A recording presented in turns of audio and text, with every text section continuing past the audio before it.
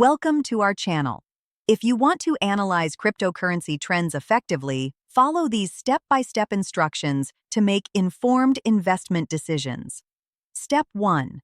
Start by understanding fundamental analysis, which involves evaluating a cryptocurrency's underlying technology, use case, development team, market adoption, and overall potential for long-term growth. Step 2. Study technical analysis by learning to read price charts, identify patterns, and use indicators such as moving averages, RSI, MACD, and Bollinger Bands to predict future price movements. Step 3.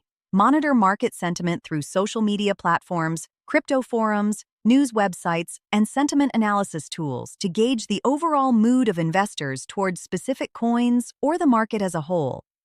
Step 4.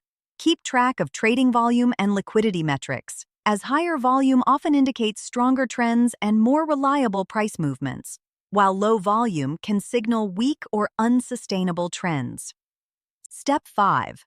Follow major crypto news sources and stay updated on regulatory developments, technological upgrades, partnerships, and market-moving events that can significantly impact cryptocurrency prices.